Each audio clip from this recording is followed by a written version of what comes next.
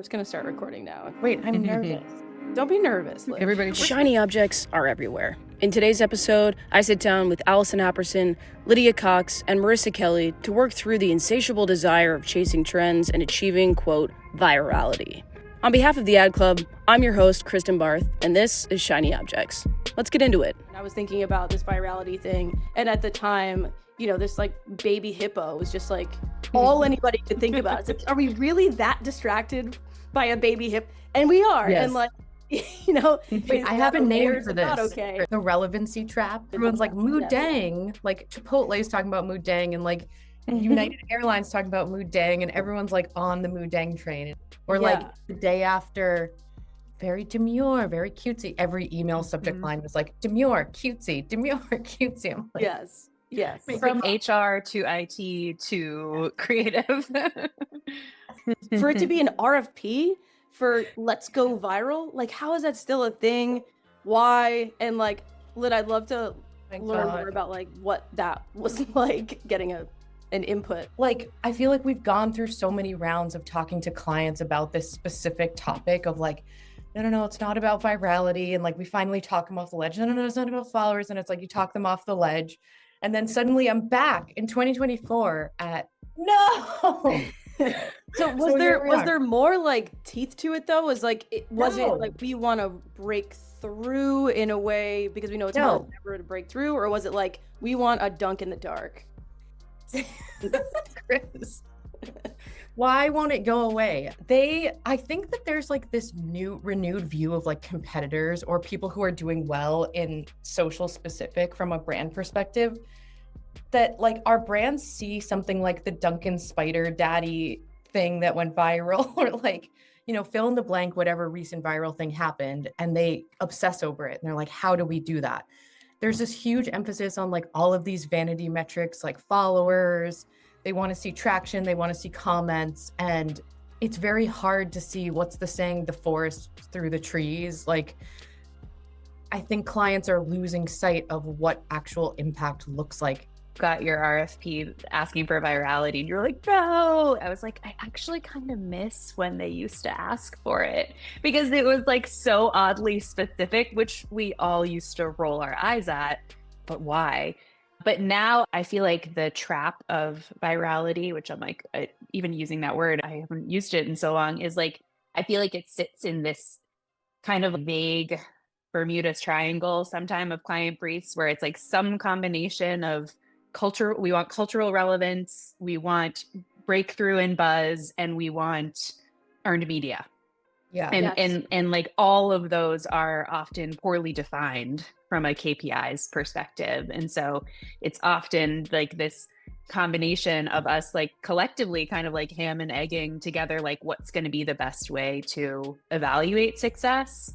Someone on my team actually, Binicombe, Smarty Pants, came forward with like a measurement plan the other day. And he was like, well, I think we should look at it as like lead KPIs, diagnostic KPIs, and insight KPIs, because like, you know, some of the vanity metrics might not be as important to the bottom line, but like they're going to tell us if we got the right type of conversation happening for this creatively. So we're going to learn from it from the future. And I was like, that at least gives everything a place and a reason for existing, like in a framework. And Allison, you've dealt with a lot of this as a creative in your career, and, you know, kind of bringing work to life and having to kind of battle that balance. Yeah, when you all were talking about KPIs and kind of someone, I think it was maybe Lydia mentioned, or maybe it was you, Marissa, so I'll give credit to you both, that, you know, if you get an awareness brief, or Cristin, was it you? Shit, it was one of you. And I said shit so that we sound cool. I've been on the other side of this and got an awareness brief, and it did go kind of viral. But then there was a big backlash about it. And it was basically like, but it didn't drive sales, which at the end of the day, I think the reaction, people wanted to see the sales numbers before that the ad could do its job and get the sales numbers there, which I think speaks to kind of like double virality of the campaign. Like people were so invested in an ad, they wanted to know if it worked, which the general population doesn't usually care about that. So yes, to bring it back home, you can't do those things twice, but another idea is out there that's going to do the thing. So it's confusing when that thing is asked for twice. And yes, it's really tough to do all the things with any piece of work. If you're trying to get awareness, you don't always get everything else with it. And I think the ask now is go viral and get everything, do the awareness, do the sales, get the whole funnel, which is just difficult to do. And I think people are getting good at segments of that, but the whole ask to go viral is nearly impossible. And it's interesting that we see it so much. The thing that's hard about it is that there is, to your point, Allison, like there's impact in going viral. Like there is a positive impact on the brand typically, but you could burn through all your resources, all your time trying to chase that shiny object. Yes.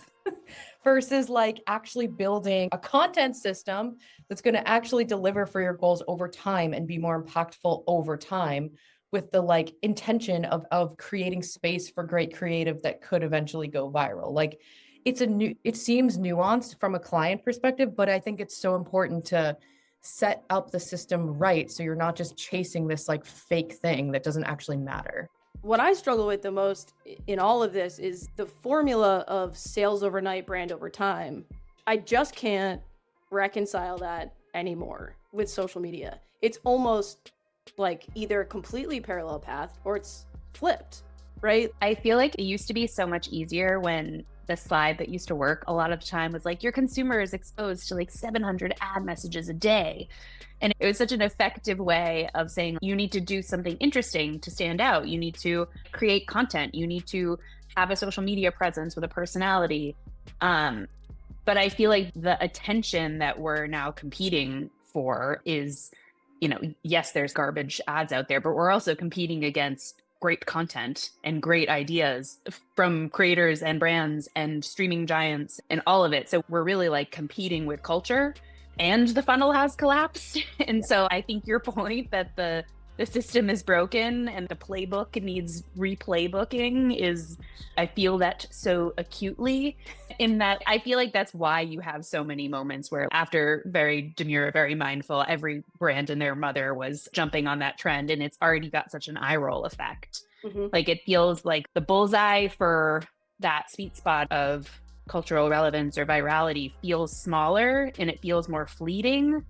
And it's like, if you don't have the access to the connectivity between your creative firepower and a great community management team built in and a great PR team, it's very hard to connect those dots and get it right and get everyone aligned on the same expectations, even going into the thing. I would like a new playbook. How do you guys, you bring up an interesting topic about like evaluating content when we're constantly being fed stuff on the internet and we're trying to evaluate what's the right thing to jump on and what isn't, and how long do we have until it's not relevant anymore? How do you guys sort of manage that? Especially like Lydia, this is sort of in your wheelhouse, being, this is like 12 not questions. to trigger you. No, I'm triggered. No. So I think having a North Star that drives how you show up is everything. Like that's going to dictate where you get involved in conversations. That's going to dictate how and what you say. The lens has shifted from this mass view to this niche view with the advent of followerless algorithms and community-based like passion points. So I can go on TikTok. If I'm a dog person, I can just consume only dog content and a cat shall never enter my feed, right? Like the old playbook of just like blasting people with ads or showing up, like you're not going to get that attention because it's never going to reach the people you want. So to me, I'm like, how do I deliver for more niche communities through the lens of what my brand cares about? I think that there's ways you have to start shifting this idea of like the old brand playbook and like completely shred it and throw it out the window and start to move towards this like more niche, more community lens. So I think that there's really ephemeral, fast, flash in the pan trends, and there's a little bit more enduring trends that can turn into bigger things, like whether that's an aesthetic or a genre that has many different facets to it. I think you can kind of track these trends over time to say, okay, we're seeing a movement towards like golden sunset hair aesthetic. I'm making it up. And it's made of like 5 different sub trends. And it's like this rising thing, or like the beigification of the world, right? That's like a million different trends that's ladders up into an aesthetic. I think you can kind of track those over time. And that's going to give you a clue of like, okay, we're seeing traction. Like, let's have a POV on this. From a creative standpoint, like when can we get into a place where we've created the world for our brand and the place where we want to play, and social media will tell us when they want to enter our world. Yeah, I've had some success trying to like find the crossroads of RTBs and culture, which like RTBs, just I'm gonna say for the podcast or whatever, the nerdy brand shit, beep that out.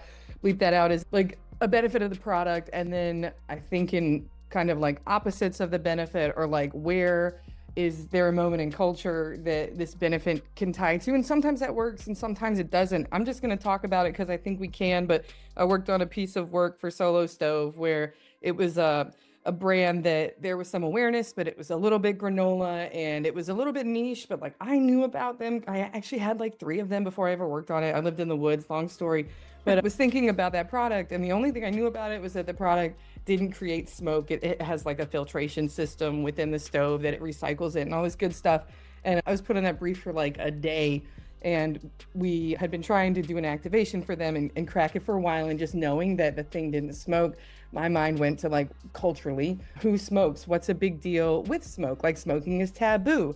But where it's not taboo is, you know, kind of the devil's lettuce. It's easier to talk about that in advertising than perhaps smoking. You don't want to talk about smoking. But so my mind went from, instead of talking about stove, talk about the thing it does, and then find somebody in culture that you can attach it to, figure out, like, get a little dumb, honestly. You have to be a little dumb to make it work. And being dumb is actually really hard and it takes a lot of smarts. But knowing that the thing didn't smoke, my mind went to celebrity, and then it went to like Snoop Dogg, and then it went to, if we could tell the whole world that someone who's famous for smoking stopped and now they're behind the stove because of that, it's so goofy that it might make waves. We got very lucky on that. The pieces fell together. We got our celebrity, the only one that would work. And then it did what we wanted it to do. And then it kind of went viral a couple of times because it brought into the advertising world this argument about the funnel and awareness and then the sales. And I learned a lot from that. But anyway, I think as a creative, when you get those kind of briefs, you've got to look at like, what is the interesting benefit? Where could it intersect with culture? And then like, what is the simplest, dumbest thing we can do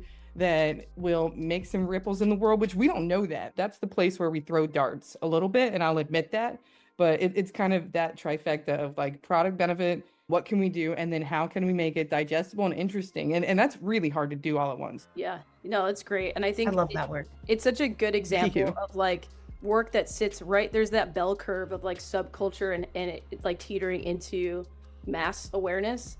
And that work, I think it was sitting like right at the edge, you know, of subculture. It was just subculture enough. In that way it worked, right? I mean, like when somebody saw, it's thinking bigger and thinking more programmatic about it in general, right? When somebody just happened upon Snoop's post about it, it's like they found it themselves. You get like that hit of dopamine, you're like, something's happening here, this is crazy, what is he doing? And it wasn't like that post that was the goal. It was so much bigger than that, and it was based in an RTB. It was you know, it had all the makings of it. Lydia, it's what you're talking about, right? It's the system. It's not one post. Yeah. It's the larger system that makes the thing go. Who knows what'll happen and will it take hold? But I think it's a really good example of how we sort of, you have the moo dangs of the world, right? And we're like, oh, squirrel, oh, butterfly, oh, baby hippo. And like when we could be learning from culture and figuring out how to apply it to our work, you know, versus kind of chasing a baby hippo. Thinking about like looking to culture to find the opposite of a benefit and kind of applying the dumb filter and what's the simplest, dumbest way we could do this. To me, that's such a great cheat code or shortcut to not chasing the fad for fad's sake and keeping your brand in the safe zone of cringe factor. Like, I mean, we've all sat in on the platform trend presentations where I'm like, it never ceases to be on my mind that I'm like, everyone is drinking from the same trend fire hose in this industry. It's no wonder that we see so many moodang comments from brands.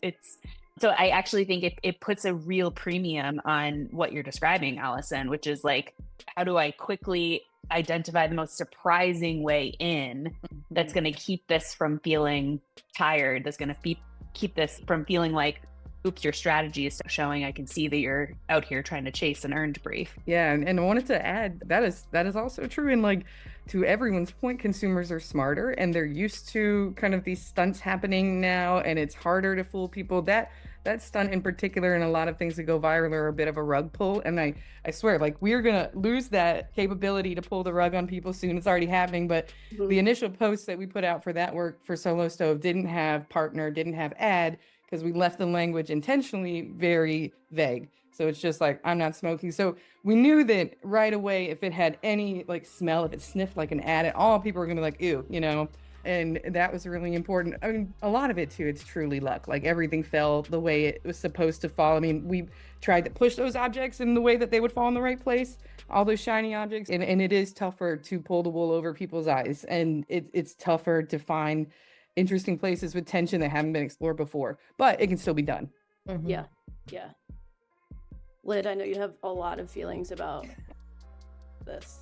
I really do. I want to like jump in and be like, yeah, 100%. One thing I wanted to add to what Allison was saying is like this idea of how you were saying we're not going to be able to do this forever. And I think you're seeing that in like comment sections, for example, where people are really surprised that brands are getting involved in the conversation.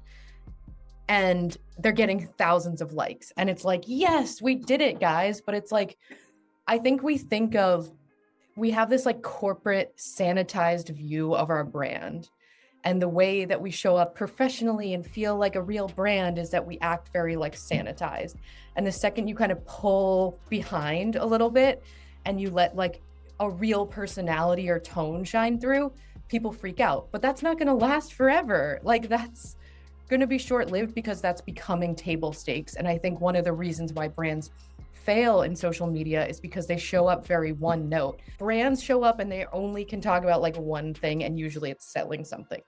So how do you expand your kind of like worldview to have more like personality and humanity injected into it? Because that's what's going to win. There's, not to be the capital S strategy nerd, but there's a white paper that my team has been sharing around a lot this year about the cost of dull in advertising. And it's such a great reframe on the importance of buzz and breakthrough and cultural relevance, because it actually, and it was work by Peter Fields and the IPA and all very smart people in the industry, quantifying the financial impact of sanitization, for lack of a better term. And it's more like traditional paid campaign forward, but I feel like the principles apply. And I think that there's a lot of clients and brands who are getting even more okay with dull right now because they've been bitten, and because they've seen other brands get bitten, and because we're in the most extremely polarizing climate ever right now. And so for me, it's added a lot of weight to the strategic process on the importance of enrollment and like stakeholder and IAT management, like getting people on side and early and clearly and often, and getting the right people on side has become such a like integral part of any creative process where we're trying to do anything remotely out of the sort of ordinary.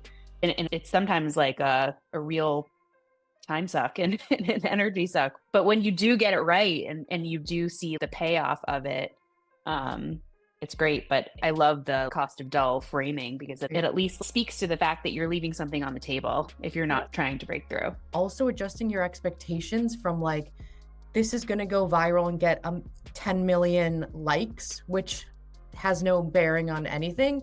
Actually, this is going to get way fewer likes, but I'm going to get a shitload of comments from people in that community of how awesome this is. And it's going to create much more impact than something that just had a ton of flash. So I think back to our measurement framework, it's like, how do we redefine the rules of what success also looks like? Yeah. You're right, because as you were kind of talking about it, having all of these little things that we get distracted by all the time, these shiny objects, we still have to know them, right? And I think it is our job to be aware of everything that's, happening as much as we can, and how they're relevant or not relevant to our brands a little bit, not in a way that's chasing virality, but because it is the shared language of the internet, like memes, whether and we trends. like it or not. Yeah, like we can watch that and we see a mood dang thing, or we see a haul, and suddenly I'm like, okay, they kind of know what's going on. But you risk the cringe factor if you're too late or if you're too forced. So I think finding that like sweet spot, Chris, like what you're talking about between your brand and what they stand for and the trends, and using that as a filter to like activate is totally the sweet spot. Yeah, and it's nuanced. it is. It really is. I'm feeling really good, guys. I feel like we have a lot of stuff. I feel like we have a lot of stuff. You're a great host. Oh my Yeah, god, Cristin, congrats on your podcast. We're so happy to be here for the first episode. Thanks. I made it up. I have no idea what I'm doing. The young knuckleheads coming in. Yes. Yeah. Well, thank you guys so much. This was a therapy session. I know. I feel great. Yeah. Thank you for letting me pop off. Same time next month. Yeah. This is our rage room.